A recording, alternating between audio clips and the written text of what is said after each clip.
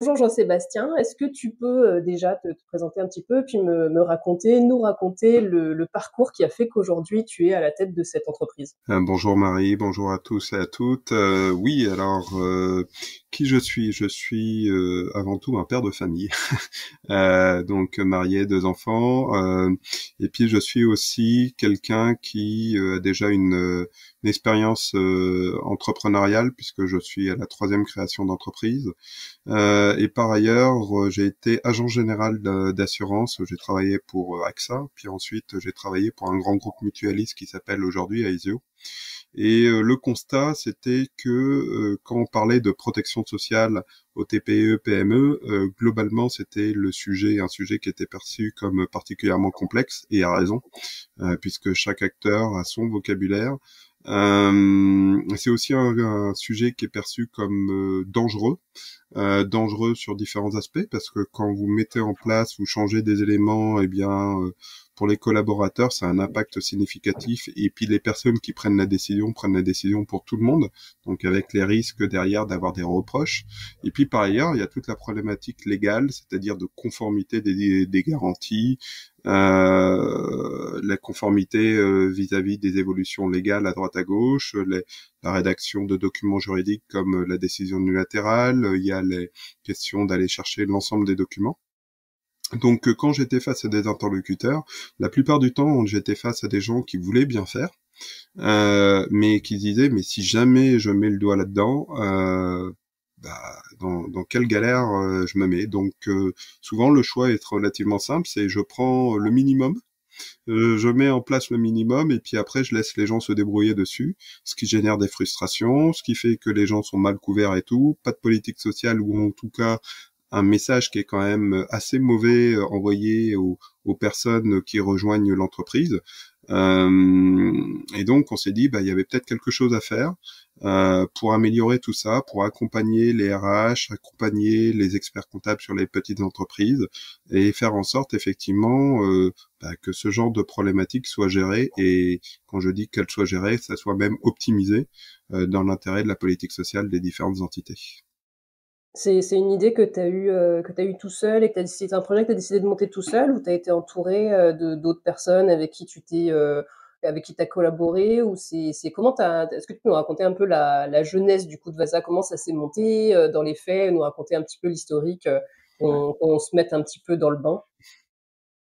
Alors oui, ce projet est né au départ en discutant avec mes employeurs de l'époque, hein, simplement. Donc je disais à Ezio où je voyais qu'il y avait des problématiques et je me demandais comment on pouvait adresser le marché, expliquer effectivement ce que je ressentais sur le terrain et qu'il y avait besoin de faire évoluer le développement commercial en apportant un service complémentaire.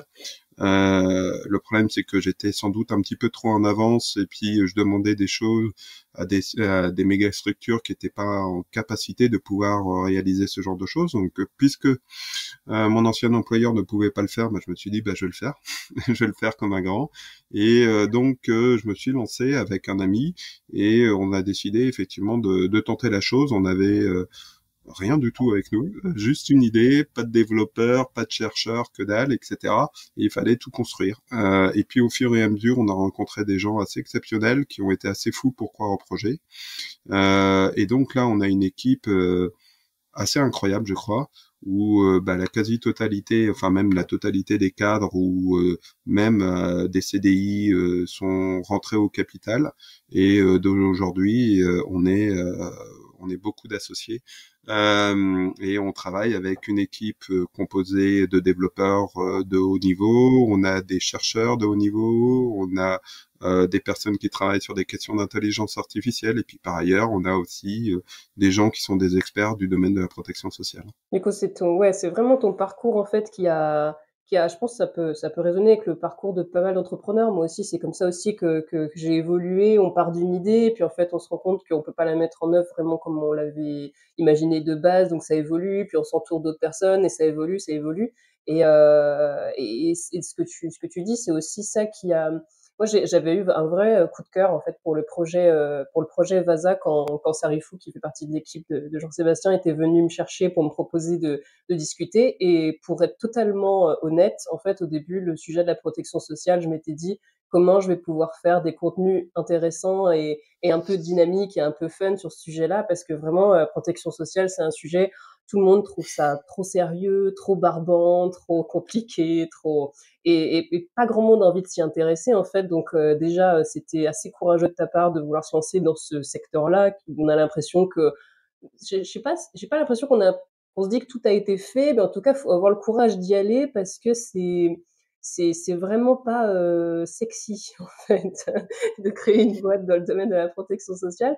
Et même moi, en tant que créatrice de contenu, je me suis dit mais comment je vais faire pour intéresser les gens sur ce sujet-là, parce que quand j'étais moi-même RH, c'était vraiment un sujet, je me sentais vraiment pas compétente sur la question, ça m'intéressait pas, c'était pas du tout un sujet pour moi, c'était vraiment un sujet je sais pas, c'était un sujet où on se penche pas vraiment sur la question. C'est comme tu disais tout à l'heure, en fait, on fait le minimum, puis après on se dit bon bah on verra quand il y aura un problème et on verra au fur et à mesure. Et en fait, j'ai fait un contenu là-dessus du coup dans collaboration avec Vasa il y a pas très longtemps, sur le fait que bah c'est quand les problèmes arrivent qu'on se rend compte que c'était bien de s'être couvert avant. Mais c'est assez compliqué dans plein de sujets RH et globalement en entreprise, c'est compliqué de faire du préventif parce que en général, c'est une fois qu'on a eu le problème qu'on s'intéresse à la solution, et si la solution elle arrive avant, c'est pas forcément, enfin on s'y intéresse pas parce que ce soit pas forcément concerné par le sujet. Et pour le coup, c'est vraiment les valeurs que tu as mis derrière le projet et qui m'ont intéressé, et puis qui m'ont fait dire mais j'ai envie en fait de parler de ce projet à une communauté de RH, parce que Vasa c'est une chouette boîte et les gens qui sont dans l'entreprise portent vraiment le projet et représentent les valeurs, et il y avait vraiment cette notion de proximité que tu as eu tout de suite avec moi, et voilà, je me suis sentie très à l'aise tout de suite avec l'équipe, et c'est encore le cas aujourd'hui. Et en quelques mots, c'est quoi les valeurs du coup que tu as voulu mettre derrière Vasa? Est-ce qu'aujourd'hui Vasa a des valeurs un peu officielles, et comment les vois dans ton quotidien avec ton équipe? Bon, alors je te remercie d'insister et je te remercie pour la présentation, Marie. Tu parles de valeurs, etc. C'est souvent des éléments qui sont extrêmement connotés marketing, etc. Euh, je vais te le dire tel que je le pense, le jour où Vasa perdra ses valeurs. Concrètement, Vasa sera pas très très loin d'être morte. Parce que c'est une entreprise qui tient par ses valeurs, et c'est parce qu'elle a ses valeurs que c'est Vasa. Si on les a pu, bah c'est terminé quoi. Vraiment c'est terminé, et je te le dis avec la sincérité qu'il se doit quoi. On a trois valeurs essentielles. La première valeur, c'est une valeur de solidarité. C'est-à-dire que concrètement, alors la solidarité, on l'entend à deux niveaux. La solidarité, c'est vis-à-vis de nos interlocuteurs. On a ce qui sous-tend par rapport à nos interlocuteurs. Donc, je parle essentiellement, évidemment, de nos clients, qu'ils soient RH, experts comptables ou chefs d'entreprise de TPE, PME. L'idée, c'est que on a l'avantage d'être une start-up et d'avoir la possibilité d'apporter des évolutions et de co-construire les choses. Et si on veut résoudre réellement le problème, il faut avoir l'empathie nécessaire pour écouter les problèmes des uns et des autres, même si ça peut nous sembler par moments barbare en se disant mais pourquoi il a pas appuyé sur tel bouton, etc. Ok, il a pas appuyé sur tel bouton. Ben, c'est à nous de le comprendre et faire en sorte, effectivement, je te parlais d'expérience utilisateur, on a des chercheurs là-dessus, c'est à nous d'avoir l'empathie nécessaire pour se dire, bah, si c'est trop compliqué ou s'il y a des éléments qui sont améliorés, il faut qu'on les améliore, et il faut qu'on ait la patience et l'écoute nécessaire pour pouvoir le faire, parce que nous, on est des experts, mais justement, l'idée, c'est de faire en sorte que des gens qui ne le sont pas puissent avoir des outils qui leur permettent de monter, de devenir quelque part des experts. Il y a l'autre élément aussi au niveau de la solidarité, et j'y tiens énormément, c'est une solidarité dans l'équipe. C'est-à-dire que concrètement, ce que je veux, c'est l'idée, c'est qu'on est sur un petit bateau tous ensemble, et on doit traverser une mer. On sait que la plupart des startups vont pas y arriver, mais nous, on pense qu'on peut y arriver, que la condition sine qua non que chacun soit motivé à ramer pour qu'on ait l'énergie suffisante pour aller de l'autre côté. Et on sait pertinemment qu'il y aura des moments où des membres de l'équipe vont pas être bien, parce que l'humain est ainsi fait, c'est qu'il y a des moments où on a la forme, et puis il y a des moments où le moral est un peu moins bon, où la santé est moins bonne, où on a des problématiques X ou Y. Et il nous semble absolument indispensable que les gens se connaissent et s'apprécient, ils passent du temps ensemble, et ça va assez loin, hein, parce que globalement, on a des gens que je crois qui ont des relations plus qu'amicales entre eux. Et ça nous permet, en fait, quand il y a quelqu'un qui est pas bien, eh bien, justement, d'être prêt à ce que les autres fassent des efforts supplémentaires pour compenser celui qui est moins bien, de sorte effectivement que globalement l'ensemble du bateau tienne, même dans les périodes qui sont un peu plus compliquées. La deuxième valeur, elle est un peu liée à ce qu'on vient de dire, c'est l'efficience. Alors c'est une valeur qui est plus compliquée qu'on l'imagine, parce que concrètement, ça veut dire que systématiquement, on doit accepter de pas faire tout parfaitement bien, mais en tout cas de se concentrer sur ce qui est nécessaire, indispensable et efficace. Et ça, il y a des moments où eh bien, il y a un vrai enseignement et un vrai élément de contrôle sur nous-mêmes qu'on doit réaliser sans arrêt, parce qu'il y a des moments, il y a des choses où on manque de rationalité, on manque justement d'écoute ou d'empathie là-dessus, et en se disant, attends, le vrai problème de nos interlocuteurs, c'est ça, c'est pas tel autre élément, et même si ça nous serait confortable de terminer tel autre élément, on va se concentrer sur ce qui est réellement nécessaire. Le troisième élément qui est aussi en termes de valeur essentielle, c'est l'ambition, tout simplement parce qu'on est une start-up et que dans le monde des start-up, c'est une jungle. Concrètement, sur 10 qui partent, il y en a un, deux élus. En plus, on est une start-up dans le monde du digital, donc c'est encore pire parce que concrètement, le digital, ça veut dire que sur les moteurs de recherche, quand on tape un mot-clé, eh bien, si on n'est pas dans le top 3, on n'existe pas. Donc ça veut dire que concrètement, quand on vient rejoindre le projet, on a l'intention d'être les meilleurs. Alors ça ne nous oblige pas de prendre que des super cracks. On a plein de personnes qui sont des alternants, des jeunes, etc., qu'on forme, mais il faut qu'ils aient envie d'apprendre, il faut qu'ils aient envie de devenir les meilleurs dans leur domaine, parce que c'est le but, il faut qu'on délivre quelque chose qui soit vraiment au top par rapport à nos interlocuteurs. Mmh. Du coup, tu recrutes aussi des gens ambitieux pour qu'ils puissent, servir, cette valeur-là? C'est ça. L'idée, c'est que en gros, ce sont des gens qui sont pas forcément toujours les meilleurs. On a des super cracks. Hein, on a un directeur général, Pierre, qui a un parcours de polytechnicien, qui a travaillé dans les plus grosses structures du monde de l'assurance. On a des gens qui ont un niveau de compétence incroyable, notamment dans la partie intelligence artificielle ou dans le dev. Mais on a aussi des gens qui sont en alternance ou en stage, et qu'on accompagne pour monter en compétence sur un certain nombre de points. Ça fait partie des éléments de transmission qu'on a envie de donner. Mais le point le plus important derrière, en dehors de la valeur de solidarité, comme je l'ai expliqué, c'est le fait d'avoir vraiment envie de devenir un crack dans le sujet. Si c'est pour juste avoir un job, ça nous intéresse pas, quoi. Mmh. Ouais, c'est vraiment on rejoint un projet avant tout, quoi. Mais ça en tout cas, C'est ça ça. ça transparaît dans les échanges qu'on a eus et c'est vrai que l'équipe avec qui j'échange régulièrement, ça se voit qu'ils se démènent pour, essayer de faire de ce projet quelque chose de très, très ambitieux. Tu disais tout à l'heure, toi, c'est ta 3e boîte, c'est ça? Oui, Et tout à fait.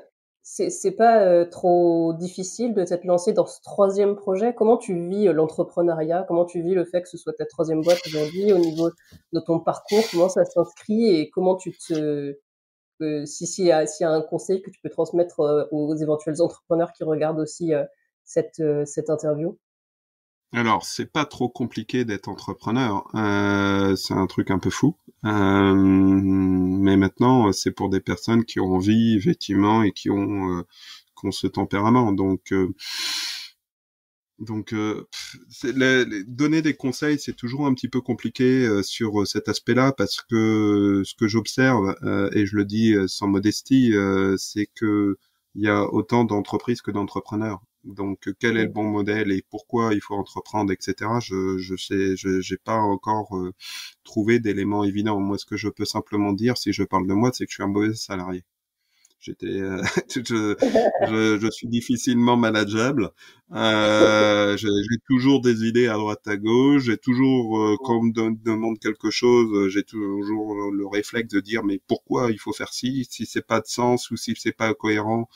Voilà, donc ça veut dire que concrètement, je pense qu'un N+1 avec moi est en souffrance. Donc, et j'ai beau avoir l'empathie nécessaire, si je comprends pas, ça va être compliqué, quoi. Que tout le monde a besoin d'être unmanageable pour être chef d'entreprise, je ne crois pas. Il y a des gens qui sont facilement manageables, mais qui ont une idée et qui veulent exploiter. Je pense même qu'il y a des gens qui sont entrepreneurs et qui n'ont pas d'idée.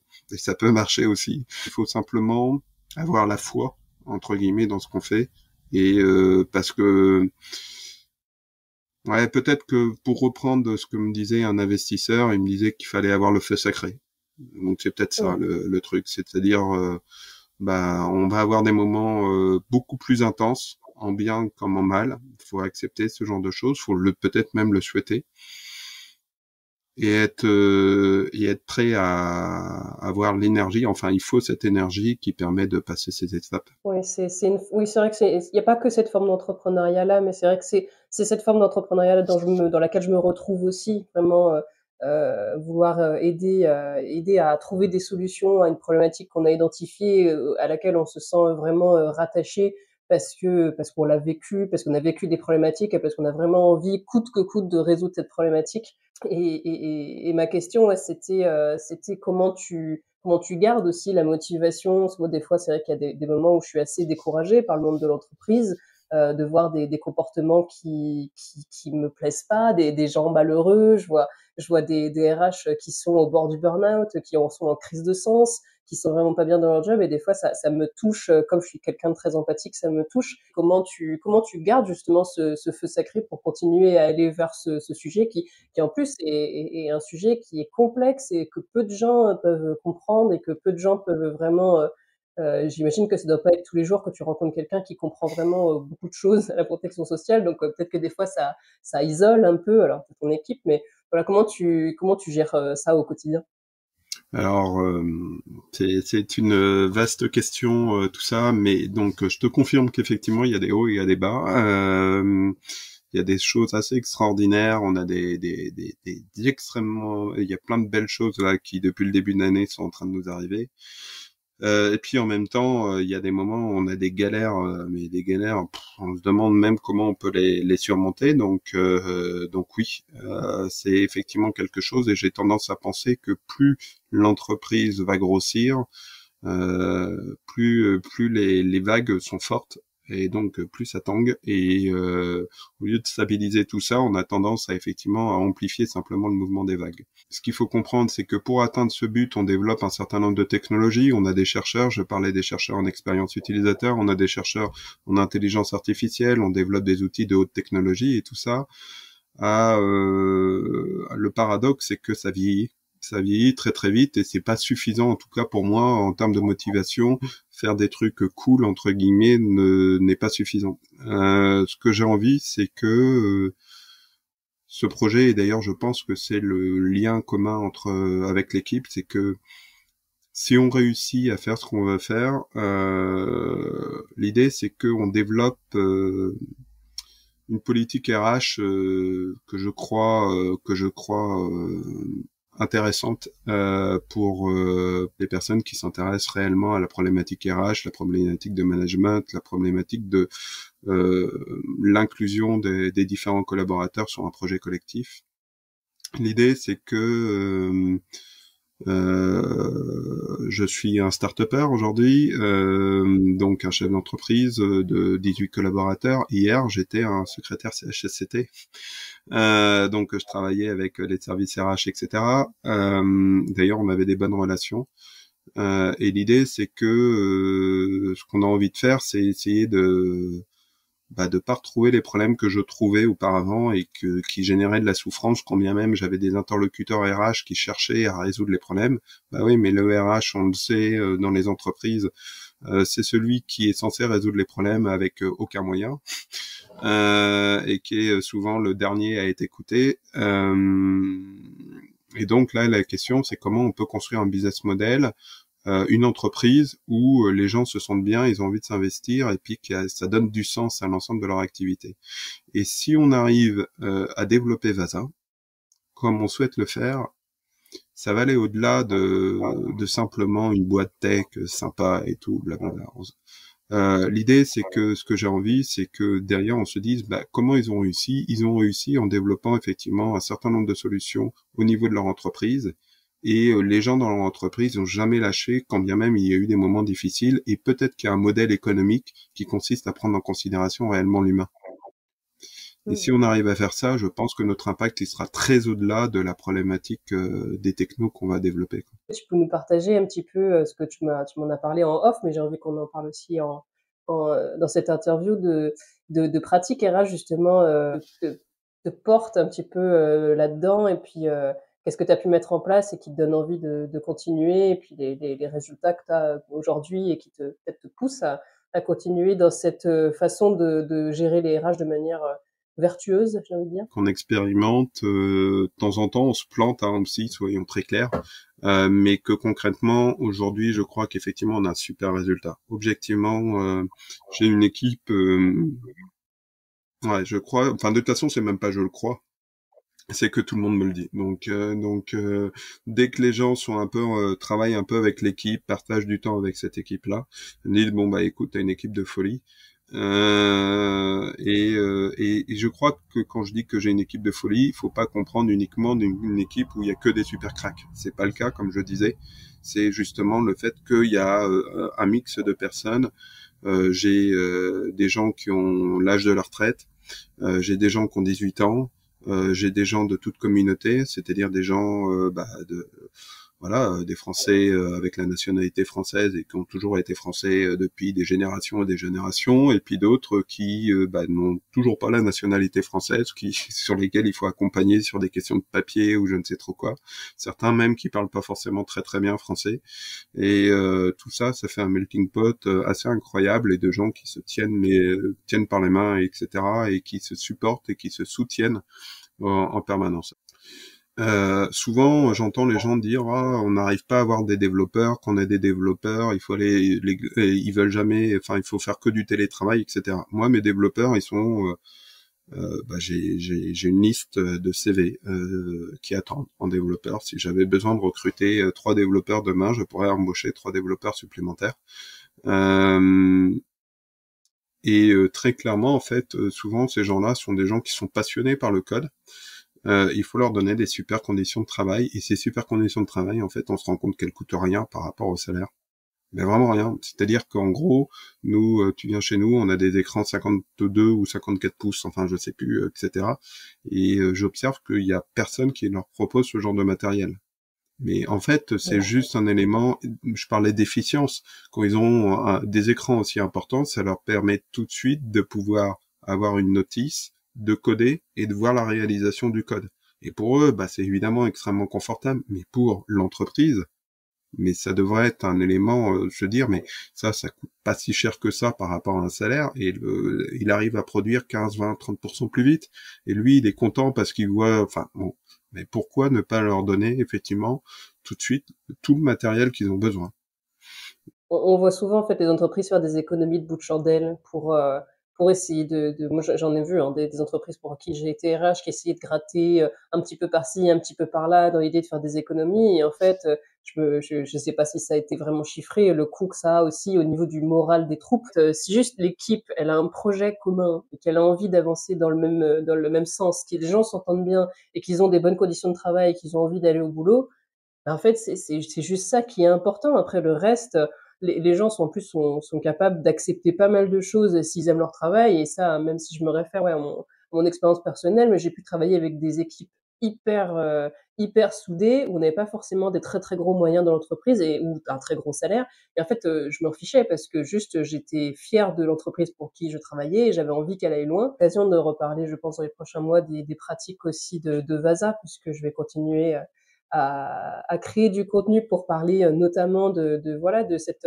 Je voulais humaniser un petit peu l'entreprise après avoir passé plusieurs mois aussi à parler de protection sociale, à faire des contenus un peu plus éducatif. Là, je voulais humaniser un petit peu la boîte et mettre un visage derrière Vasa et donc c'est chose faite maintenant avec, tous les éléments que tu nous as donnés, Jean-Sébastien. Merci beaucoup Je et t'en puis prie. voilà, je remettrai, au-dessus de cette interview, le lien pour aller découvrir Vasa si vous connaissez pas encore puis voilà, on a mis un visage sur cette entreprise qui a de superbes valeurs et j'espère qu'elle ira le plus loin possible et je suis très fière de la représenter, grâce à ma création de contenu donc merci Jean-Sébastien. Merci Marie, merci pour effectivement ce partage. Merci de nous donner l'occasion de pouvoir apporter notre petit pierre à l'édifice aux changements, aux évolutions de mentalité sur les questions RH. Je crois qu'il y a un énorme travail à faire. D'ailleurs, le simple fait que tu existes montre que justement il y a de la souffrance dans cette activité et qu'il y a lieu effectivement de se poser des questions, d'essayer d'y apporter des réponses. Encore une fois, je prétends pas que nous avons la réponse, mais par contre, ce que je pense, c'est qu'effectivement, avec des gens et c'est sans doute beaucoup de personnes de ta communauté, il y a moyen de construire quelque chose qui puisse réellement apporter quelque chose de bien, quoi.